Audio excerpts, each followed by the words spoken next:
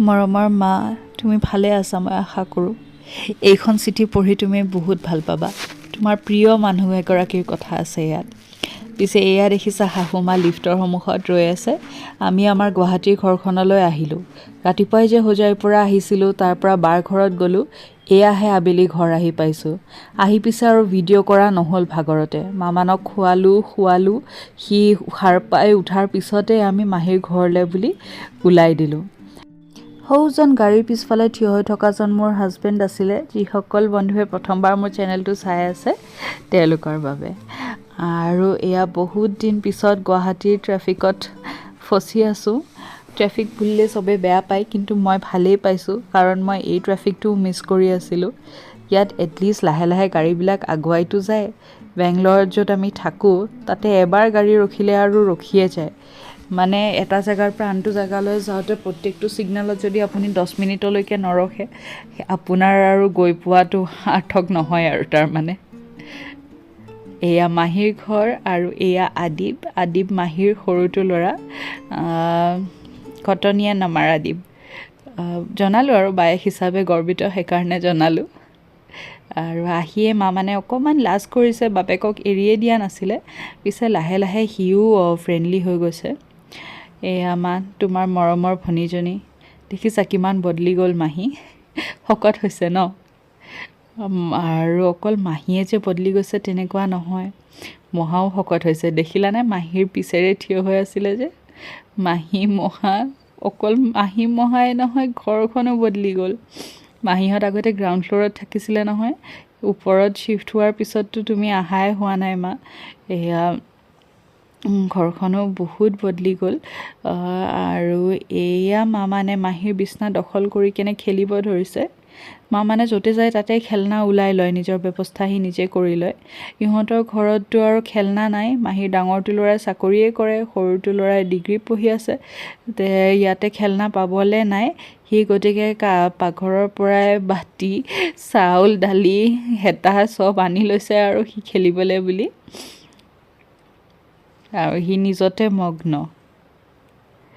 এইটোৱে ভাল তাৰ, সি নিজে নিজকে হেপ্পী কৰি ৰাখে আৰু। মাহীয়ে কিছু চেষ্টা কৰিছে তাৰ লগত। পিছে সি মানুহৰ কম্পেনিয়নশ্বিপতকৈ ভাল পায় তাৰ নিজৰ দুনিয়াত থকা, আৰু নিজৰ মতে সি খেলি থাকে।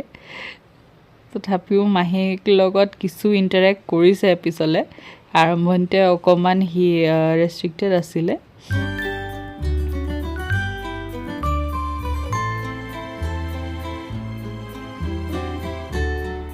এই যে ছোৱালীজনী দেখিছা মা, এইজনী চুহানাকটো তুমি চিনি নোপোৱা। তাইৰ মাক মানে সাজিদা বাইদেউ, মাহীৰ ঘৰৰ হেল্পাৰ। চব কামত মাহীক সাহাৰ্য কৰি দিয়ে আৰু ইয়াতেই থাকে। আৰু গতিকে চুহানাও ইয়াতেই থাকে। চুহানাৰ মেইন কাম স্কুল যোৱা আৰু মাহীৰ সংগী। মাহী ক'ৰবাত গ'লে তাইৰ লগতেই যায়। শ্বপিং যোৱা, কাৰোবাৰ ঘৰ যোৱা, ফুৰা চকাখিনি মাহীৰ লগত তাই সংগ দিয়ে আৰু। কাৰণ মহাটো ব্যস্তই থাকিলে, বাহিৰে থাকিলে। পিছে মহাও ৰিটায়াৰ কৰিলে মা। এটা দশক তুমি নাই আৰু কিমান বস্তু বদলি গ'ল ন? সেই ব্যস্ত মহাজনো এতিয়া ৰিটায়াৰ হৈ গ'ল। মাহীক ইমান দিন পিছত দেখিলোঁ, কিন্তু মাহীৰ লগত কথা পাতাই নহ'ল ভালকৈ বহি। ব্যস্তই থাকিলে। আমি যোৱাৰ পৰা মাহীয়ে চিকেন নাগেটছ ভাজিলে, জোঁৱাইকে ভাল পায় বুলি। জোঁৱাই কৰিয়ে মাহীৰ গোটেই সময়খিনি গ'লগৈ। যে ছোৱালীজনী যে গৈছিলোঁ, তাকে মানে পাহৰিয়েই গ'ল আৰু। মোলৈ মৰমবোৰ কমি গৈছে চবৰে জোঁৱাইকক পাই কেনে। তুমি থাকাহেঁতেনো এনেকুৱা হ'ল হয় ন? পিছে মই তাতে শুই বাগৰি গোটেইখিনি খালোঁ। ঘৰলৈ আহিলে এইবিলাকেই সুবিধা, চাহ নাস্তা গোটেইখিনি বিচনাত পাই যায় ন? এইবোৰ মৰম আৰু পাবলৈ নাই। দেখিছেনে, হাত ধোৱা পানীখিনিও মাহীয়ে বিচনাতে আনি দিছে। মই ইয়াতেই হাত ধুলোঁ, হাতখন ধুবলৈও উঠি যাব লগা নহয়। আৰু এইটো আমাৰ দুষ্টটো, পানী দেখিলেই হ'ল। সি পানীত হাত নিদিয়ালে তাৰ শান্তি নাই। চাহ তাহ খাই উঠি, চাহ মানে ক'ল্ড ড্ৰিংক খালোঁ, চিকেন নাগেটছ, কেক, নিমকি, এইবিলাকৰ হৈ গ'ল নাস্তা। তাৰপিছত এয়া ডিনাৰৰ আয়োজন কৰিছে। আমাক মাতিছিলে ডিনাৰৰ কাৰণে, আৰু মই ভাবিছিলোঁ ডিনাৰে কৰিম, কিন্তু তাৰে আগতে আমি এইবিলাক নাস্তা খাই পেট ভৰি থাকিলে। তথাপিও মাহীয়ে এতিয়া বিৰিয়ানী বনাইছে যেতিয়া, নাখায়নো আহিমনে? তৰকাৰীৰ ৰং দেখিলেই গম পায় ন কিমান সোৱাদ হৈছে। বন্ধুসকল, মোৰ মাহী এজনে বিৰাট ভাল ৰান্ধে, কিন্তু অকল নিজৰ ফ্ৰেণ্ডছ আৰু ফেমিলিৰ মাজতহে পপুলাৰ। মইতো মাহীক কৈয়ে থাকোঁ, তুমি এটা ক্লাউড কিটচেন খোলা, নহ'লে এটা কুকিং চেনেল খোলা, সেই ৰেচিপিবোৰ তুমি মানুহৰ লগত শ্বেয়াৰ কৰা টেষ্টবোৰ। কিন্তু মাহীয়ে এইবিলাক কৰিব খোজা নাই। কোনোবাই পাৰিলে আগ্ৰহ দিব চেষ্টা কৰিবচোন অকণমান কমেণ্টত লিখি কেনে। চবৰে কাৰণে ভাল হ'ব ইমান টেষ্টি খানা খাবলৈ পালে। আৰু এয়া মাহীয়ে মহাক ছাৰ্ভ কৰি দি আছে। আৰু জোঁৱাই ক'লে বুলি মাহীয়ে স্পেচিয়েলি দৈ আনাইছে। কিয় জানেনে? কাৰণ মাহীৰ ডাঙৰটো ল'ৰা বেংগলৰতে চাকৰি কৰে, আৰু সি যেতিয়াই আমাৰ ঘৰত আহে মাজে মাজে, সি দেখে যে ভিনীয়েকে দৈ খাই খুব ভাল পায়, প্ৰত্যেক সাজতে পাৰিলে দৈ খায়। গতিকে মাকক ফোন কৰি সি কৈছে, ভিনদেউহঁত যে আমাৰ ঘৰত যাব, তুমি যেনে তেনে মানে দৈ যেন আনি থোৱা। মাহীয়ে চিকেন বনাইছে 3 বিধমান, পনীৰ বনাইছে, মাছ বনোৱা নাই কাৰণ জোঁৱাইকে নাখায়, যদিও মই বিৰাট ভাল পাওঁ। এটা আফচোচ মোৰ থাকি গ'ল, মাহীৰ হাতৰ মাছখন খাব নাপালোঁ। কিন্তু দৈ স্পেচিয়েলি আনাইছে। খালি জোঁৱাই দেই, এইবিলাক মানুহে মোক পাহৰি গ'ল, দেখিছা মা। পিছে ইয়াত চবকে বাই বাই দি আহি গ'লোঁ আমি ঘৰ। আৰু আহিয়ে মামানে তাৰ দাদাজীৰ লগত মানে দেউতাৰ লগত খেলি আছে বগলী। মই ভাবিছিলোঁ সি শুই যাব, দিনটোৰ ভাগৰত ট্ৰেভেল, দুঘৰ মানুহৰ ঘৰত যোৱা, খেলা, কিন্তু সি মেইনটেইন কৰিছে নিজকে, কাৰণ তাৰ নেপ টাইমটো আচলতে ভালকৈ এডজাষ্ট হৈ গৈছে। সি তাৰ খানা পিনাৰ টাইমটো এডজাষ্ট হৈ গৈছে, সেইকাৰণে সি এডাপ্ট কৰিব পাৰিছে। মই যেনেকৈ ভাবিছিলোঁ আহিয়ে শুই যাব ভাগৰত, সেইটো নহ'ল, সি আহিয়ে যথেষ্ট খেলিছে। আৰু আমি অৱশ্যে ভাত খাই আহিছোঁ যদিও মাহঁতে এতিয়ালৈ ভাত খোৱা নাছিলে, সেইকাৰণে ভাবিলোঁ মামানকে ইমান সোনকালে খুৱাই দিলোঁ যেতিয়া তাক আকৌ এবাৰ খুৱাওঁ। গতিকে মই তালৈ বুলি অকণমান ডিনাৰ বনাই ল'লোঁ এইফালে আহি। আৰু মই পাকঘৰৰ মেইন লাইটটো দিব পাহৰিছোঁ, সেইকাৰণে আপোনালোকে ভিডিঅ'ত আন্ধাৰ দেখি আছে।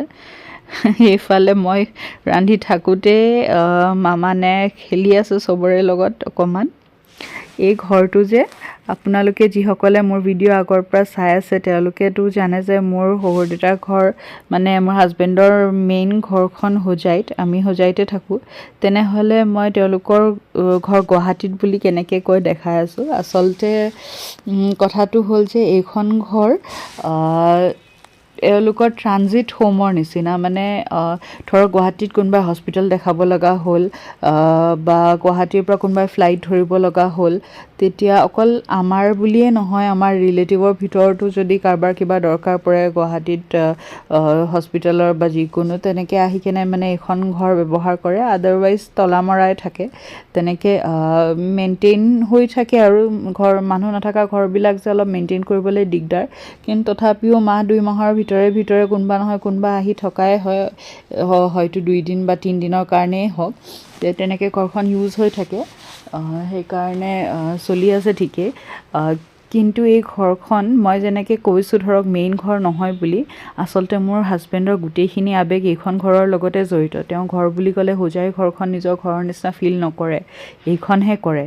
তেওঁ স্কুলীয়া দিনত তাৰমানে ইয়াতেই থাকিছিলে, কাৰণ তেওঁ গুৱাহাটীতে স্কুলিং কৰা, আৰু সেই সময়ত বাও ইয়াতে আপোনাৰ ৰিজনেল ডেণ্টেল কলেজত পঢ়িছিলে। দুয়োটা ল'ৰা ছোৱালী যিহেতু গুৱাহাটীত পঢ়ি আছিলে, মাহঁতে গুৱাহাটীত শ্বিফ্ট হৈ গৈছিলে। আৰু দেউতাটো চাকৰি কৰিছিলে বাহিৰতে, গুৱাহাটীৰ পৰা অহা যোৱা কৰিছিলে। আৰু এইখিনি সময়তে মানে এইখন ঘৰ মোৰ হাজবেণ্ডে বেছিকৈ পাইছে। এবাৰ মানে কলেজ উঠাৰ পিছত হাই ছেকেণ্ডেৰীৰ পৰা তেওঁতো অসমত পঢ়াই নাই, বা অসমত চাকৰিও কৰা নাই, সেইকাৰণে হোজাই ঘৰখন তেওঁ মানে বেছি ক্ল'জ ফিল নকৰে। এইখন ঘৰহে তেওঁৰ নিজৰ ঘৰ যেন লাগে। আৰু হোজাই ঘৰখন মানে বিয়াৰ পিছতহে আমি দুয়োজনে একেলগে বেছি সময় কটালোঁ। তেওঁ অকলে হোজাই ঘৰখনত বেছি সময় কটোৱা নাছিলে, সেইকাৰণে ঘৰ বুলিলে গুৱাহাটীৰ ঘৰখন তেওঁৰ কাৰণে। মামানে চুলিত টানি দেখিলে নহয় কি কাণ্ড কৰিলে, অৱস্থা নোহোৱা কৰি দিলে।